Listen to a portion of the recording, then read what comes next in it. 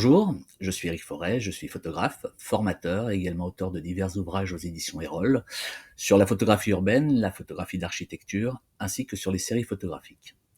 J'ai eu la chance d'avoir entre les mains depuis quelques temps le nouveau logiciel de DxO, Viewpoint 5, qui est la dernière évolution du logiciel de DxO qui permet de corriger les géométries de nos images. Et je vous propose de m'accompagner dans sa découverte. Comme vous pouvez le voir, l'interface quand on ouvre Viewpoint 5 est assez simple. Vous avez à gauche, et de manière assez classique, les dossiers, et à droite, les vignettes des photos que vous voulez travailler. Je vous propose de commencer par travailler sur cette photo. Et là, un nouvel écran apparaît, dans lequel sur la droite, vous avez les outils de correction globale, distorsion, déformation, perspective, horizon, recadrage et effet miniature. Mais vous avez surtout, et c'est la grande nouveauté de Viewpoint 5, cet outil-là, qui s'appelle Reshape Fusion, qui va vous permettre d'utiliser tous les outils, mais de manière localisée. Comme vous pouvez le voir, dans l'onglet Reshape Fusion, on a plusieurs possibilités. On clique sur les grilles présentées, une 4x4, une 8x8, 16x16, 32x32, et on a également la possibilité de la personnaliser. Pour ma part, je vais rester sur la 32x32 pour le moment. Comme vous pouvez le voir, une fois qu'on a cliqué sur une grille, apparaissent en bas à gauche plusieurs outils. L'outil transformation libre, l'outil perspective, l'outil déformation de volume. On va commencer par transformation libre, qui lui-même regroupe trois outils, l'outil déplacer, l'outil pivoter et l'outil échelle. Commençons par l'outil déplacer. Ce que je souhaite, c'est déplacer le bâtiment de droite, plus vers la droite pour l'écarter de ce bâtiment-là. Je vais donc sélectionner ce bâtiment en sélectionnant les points qui le recouvrent. Voilà, donc vous voyez, apparaissent en blanc tous les points sélectionnés. À partir du moment où j'ai sélectionné, je clique sur un des points et je déplace en une seule fois tous les points sélectionnés dans mon image. Donc ici, l'intégralité du bâtiment.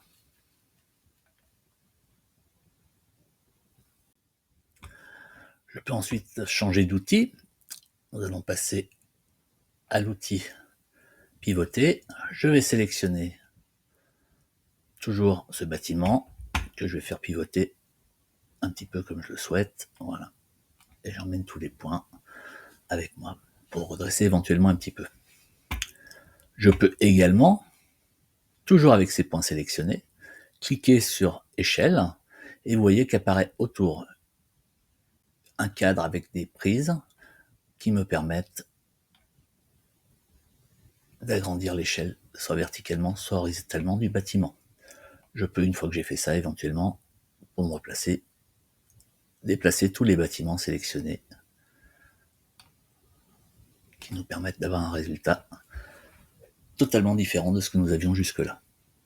Origine et maintenant. Revenons à notre bâtiment d'origine.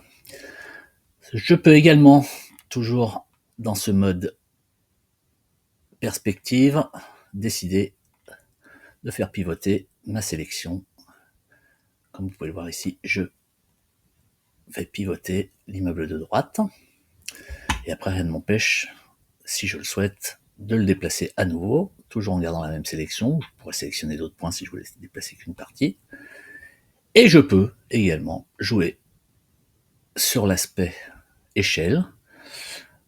Comme vous voyez, j'ai ma boîte ici. Je prends mes poignées pour corriger.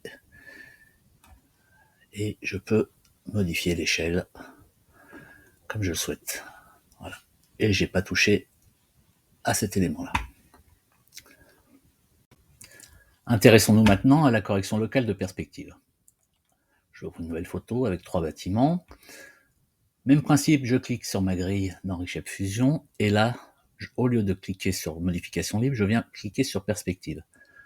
Trois nouvelles possibilités, soit l'horizon, qui me permet de travailler l'horizon uniquement sur une partie de ma photo. Ça n'a pas grand intérêt ici, mais pour vous montrer. Donc vous voyez, j'ai travaillé l'horizon uniquement sur cette partie-là.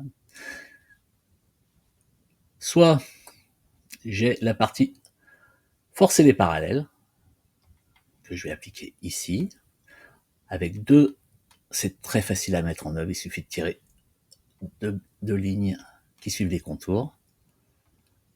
Voilà, comme vous pouvez voir, mes parallèles sont bien rétablis ici. Vous voyez les déformations dans la grille, et les autres bâtiments ne sont pas touchés.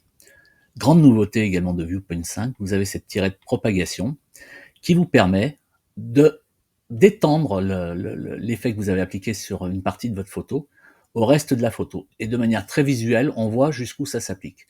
Moins c'est rouge et plus ça se rapproche du vert, moins l'effet est appliqué. Plus c'est rouge, plus l'effet est appliqué. Donc là, vous voyez, là je suis vert, l'effet n'est pas appliqué dans cette partie. Là je suis orange, il s'applique un peu plus dans cette partie. Là je suis rouge, il est appliqué à 100%. Si je l'applique à l'intégralité de la photo, vous voyez, là tout est rouge, et l'effet que j'ai appliqué là, ces deux parallèles, l'effet s'applique au reste de la photo, sans tenir compte bien sûr des autres parallèles, uniquement en se basant sur ces parallèles-là. Ça, c'est une nouveauté majeure. Vous avez également le fait de tracer 4 lignes. Toujours le même principe, très simple. Donc là, j'interviens sur le bâtiment du milieu. Vous voyez, c'est très, très facile à mettre en œuvre. N'importe qui peut le faire. Il n'y a pas besoin d'avoir fait de longues formations en post-traitement pour arriver à quoi que ce soit avec ce logiciel. Donc là, pareil, je fais appliquer. Et vous voyez, seul mon bâtiment ici a bougé. Alors, comme il est à cheval sur l'autre, effectivement, ça a un peu bougé de ce côté-là. Mais dans un cas comme ça, qu'est-ce que je peux faire? C'est cette fameuse tirette de propagation. Et vous voyez, déjà, j'obtiens un résultat qui est beaucoup plus agréable de ce côté-là. Mais alors là, contrepartie, je me retrouve avec des parties tout en noir qui ont été créées suite à la déformation de mon image principale. Et bien là, il suffit que je clique sur bord magnétique et ces parties noires sont comblées. Intéressons-nous maintenant au troisième outil offert par Reshape Fusion. Même principe, on clique sur la grille et on vient cliquer sur l'outil déformation de volume qui existe soit en vertical horizontal, soit en diagonale. Je vais rester sur le horizontal vertical. Ici, comme vous pouvez le voir, l'utilisation d'un ultra grand angle, à 11 mm en l'espèce, me fait une déformation qui n'est pas tout à fait agréable en bas de l'écran sur mon tapis. On a des motifs qui se trouvent étirés vers le bas, c'est pas très heureux. Pour corriger ceci, même principe, je viens sélectionner tous les points qui superposent la partie que je souhaite travailler. J'en ai oublié quelques-uns, j'appuie sur CTRL et je sélectionne ces points supplémentaires. Et ensuite, comme il s'agit d'une déformation verticale, je viens jouer avec la tirette verticale pour réduire cette déformation. Encore un petit peu. Voilà, ça me paraît correct. Et maintenant, comme vous pouvez le voir, il y a des petites incohérences graphiques ici. Qu'est-ce que nous allons faire? Nous allons utiliser le bouton magique de la propagation. Donc je prends la tirette propagation et en fonction du rougissement de mes lignes, je propage l'effet pour avoir quelque chose d'un peu plus correct.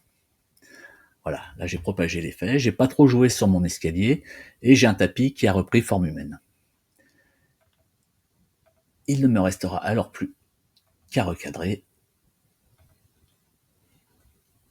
pour avoir une photo beaucoup plus réaliste que celle que j'avais à l'origine.